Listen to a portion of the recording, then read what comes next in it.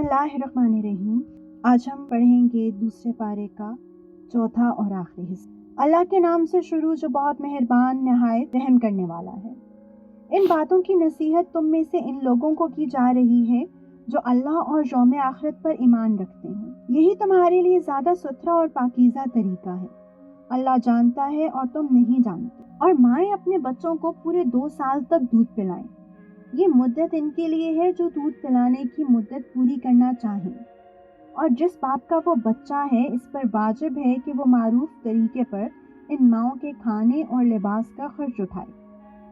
ہاں، کسی شخص کو اس کی وسعت سے زیادہ تکلیف نہیں دی جاتی۔ نہ تو ماں کو اپنے بچے کی وجہ سے ستایا جائے اور نہ باپ کو اپنے بچے کی وجہ سے، اور اسی طرح کی ذمہ داری وارث پر بھی ہے۔ پھر اگر وہ دونوں یعنی والدین آپس رضامندی اور باہمی مشورے سے 2 سال گزر جانے سے پہلے ہی دودھ چھڑانا چاہیں تو اس میں بھی ان پر کوئی گناہ نہیں ہے۔ اور اگر تم یہ چاہو کہ اپنے بچوں کو کسی آیا سے دودھ پلواؤ تو بھی تم پر کوئی گناہ نہیں، جبکہ تم نے جو اجرت ٹھہرائی تھی وہ دودھ پلانے والی کو بھلے طریقے سے دے دو۔ اور اللہ سے ڈرتے رہو اور جان رکھو کہ اللہ تمہارے سارے کاموں کو اچھی طرح دیکھ رہا ہے۔ اور تم میں سے جو لوگ وفات پا جائیں اور بیویاں چھوڑ کر جائیں تو وہ بیویاں اپنے آپ کو 4 مہینے اور 10 دن انتظار میں رکھیں گی۔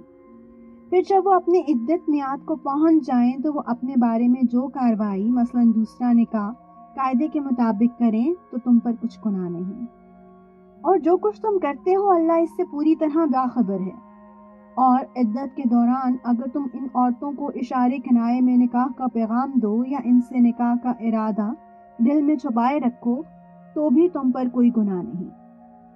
اللہ جانتا ہے کہ تم ان سے نکاح کا خیال تو دل میں لاؤ گے، لیکن ان سے نکاح کا 2 طرفہ وعدہ مت کرنا، الا یہ کہ مناسب طریقے سے کوئی بات کہہ دو۔ اور نکاح کا عقد پکا کرنے کا اس وقت تک ارادہ بھی مت کرنا جب تک عدت کی مقررہ مدت اپنی میعاد کو نہ پہنچ جائے۔ اور یاد رکھو کہ جو کچھ تمہارے دلوں میں ہے اللہ اسے خوب جانتا ہے، لہٰذا اس سے ڈرتے رہو۔ اور یاد رکھو کہ اللہ بہت بخشنے والا بڑا بردبار ہے۔ تم پر اس میں بھی کوئی گناہ نہیں ہے کہ تم عورتوں کو ایسے وقت طلاق دو جبکہ ابھی تم نے ان کو چھوا بھی نہ ہو اور نہ ان کے لیے کوئی مہر مقرر کیا ہو، اور ایسی صورت میں ان کو کوئی تحفہ دو۔ خوشحال شخص اپنی حیثیت کے مطابق اور غریب آدمی اپنی حیثیت کے مطابق بھلے طریقے سے یہ تحفہ دے، یہ نیک آدمیوں پر ایک لازمی حق ہے۔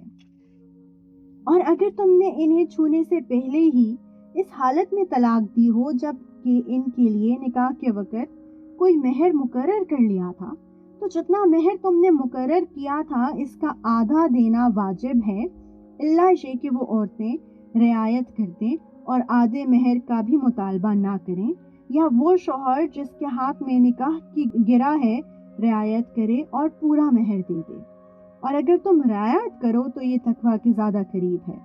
اور آپس میں فراخ دلی کا برتاؤ کرنا مت بھولو، جو عمل بھی تم کرتے ہو اللہ یقیناً اسے دیکھ رہا ہے۔ تمام نمازوں کا پورا خیال رکھو، اور خاص طور پر بیچ کی نماز کا، اور اللہ کے سامنے باادب فرما بردار بن کے کھڑے ہوا کرو۔ اور اگر تمہیں دشمن کا خوف لاحق ہو تو کھڑے یا سوار ہونے کی حالت ہی میں نماز پڑھ لو۔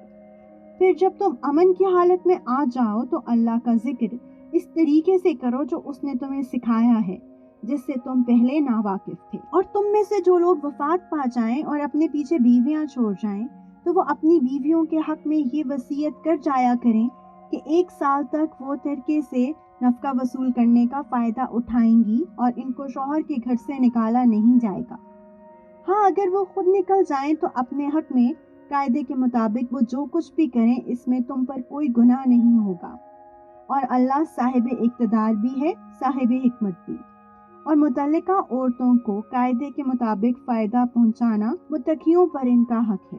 اللہ اپنے احکام اسی طرح وضاحت سے تمہارے سامنے بیان کرتا ہے تاکہ تم سمجھداری سے کام لو۔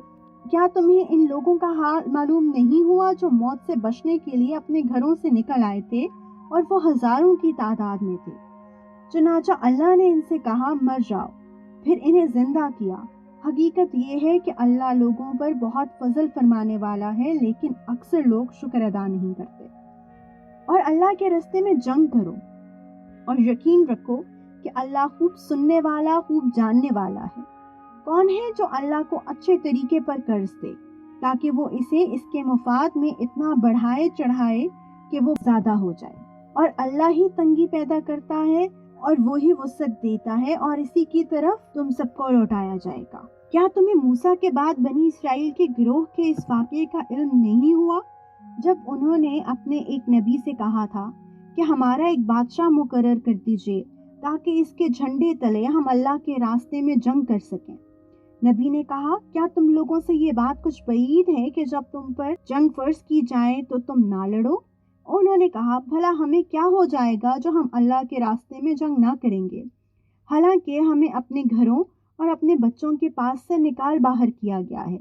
پھر ہوا یہی کہ جب ان پر جنگ فرض کی گئی تو ان میں سے تھوڑے لوگوں کو چھوڑ کر باقی سب پیٹھ پھیر گئے، اور اللہ ظالموں کو خوب جانتا ہے۔ اور ان کے نبی نے ان سے کہا کہ اللہ نے تمہارے لیے طالوت کو بادشاہ بنا کر بھیجا ہے۔ کہنے لگے، بھلا اس کو ہم پر بادشاہت کرنے کا حق کہاں سے آ گیا؟ کیا ہم اس کے مقابلے میں بادشاہت کے زیادہ مستحق ہیں؟ اور اس کو تو مالی وسعت بھی حاصل نہیں۔ نبی نے کہا، اللہ نے ان کو تم پر فضیلت دے کر چنا ہے، اور انہیں علم اور جسم میں تم سے زیادہ وسعت عطا کی ہے، اور اللہ اپنا ملک جس کو چاہتا ہے دیتا ہے، اور اللہ بڑی وسعت والا اور بڑا علم رکھنے والا ہے۔ اور ان سے ان کے نبی نے یہ بھی کہا کہ طالوت کی بادشاہت کی علامت یہ ہے کہ تمہارے پاس وہ صندوق واپس آ جائے گا جس میں تمہارے پروردگار کی طرف سے سکینت کا سامان ہے، اور موسیٰ اور ہارون نے جو اشیاء چھوڑی تھیں ان میں سے کچھ باقی ماندہ چیزیں ہیں، اسے فرشتے اٹھائے ہوئے لائیں گے۔ اگر تم مومن ہو تو تمہارے لیے اس میں بڑی نشانی ہے۔ چنانچہ جب طالوت لشکر کے ساتھ روانہ ہوا تو اس نے لشکر والوں سے کہا کہ اللہ ایک دریا کے ذریعے تمہارا امتحان لینے والا ہے۔ جو شخص اس دریا سے پانی پیے گا وہ میرا آدمی نہیں ہوگا، اور جو اسے نہیں چکھے گا وہ میرا آدمی ہوگا، اللہ یہ کہ کوئی اپنے ہاتھ سے ایک چلو بھر لے تو کوئی حرج نہیں۔ پھر ہوا یہ کہ ان میں سے تھوڑے آدمیوں کے سوا باقی سب نے اس دریا سے خوب پانی پیا۔ چنانچہ جب وہ یعنی طالوت اور اس کے ساتھ ایمان رکھنے والے دریا کے پار اترے تو یہ لوگ جنہوں نے طالوت کا حکم نہیں مانا تھا کہنے لگے کہ آج جالوت اور اس کے لشکر کا مقابلہ کرنے کی ہم میں بالکل طاقت نہیں ہے۔ مگر جن لوگوں کا ایمان تھا کہ وہ اللہ سے جا ملنے والے ہیں، انہوں نے کہا کہ نہ جانے کتنی چھوٹی جماعتیں ہیں جو اللہ کے حکم سے بڑی جماعتوں پر غالب آئی ہیں، اور اللہ ان لوگوں کا ساتھی ہے جو صبر سے کام لیتے ہیں۔ اور جب یہ لوگ جالوت اور اس کے لشکروں کے آمنے سامنے ہوئے تو انہوں نے کہا، اے ہمارے پروردگار، صبر و استقلال کی صفت ہم پر انڈیل دے، ہمیں ثابت قدمی بخش دے، اور ہمیں اس کافر قوم کے مقابلے میں فتح و نصرت عطا فرما دے۔ چنانچہ انہوں نے اللہ کے حکم سے ان جالوت کے ساتھیوں کو شکست دی، اور داؤد نے جالوت کو قتل کیا، اور اللہ نے اس کو سلطنت اور دانائی عطا کی، اور جو علم چاہا اس کو عطا فرمایا۔ اگر اللہ لوگوں کا ایک دوسرے کے ذریعے دفاع نہ کرے تو زمین میں فساد پھیل جائے، لیکن اللہ تمام جہانوں پر بڑا فضل فرمانے والا ہے۔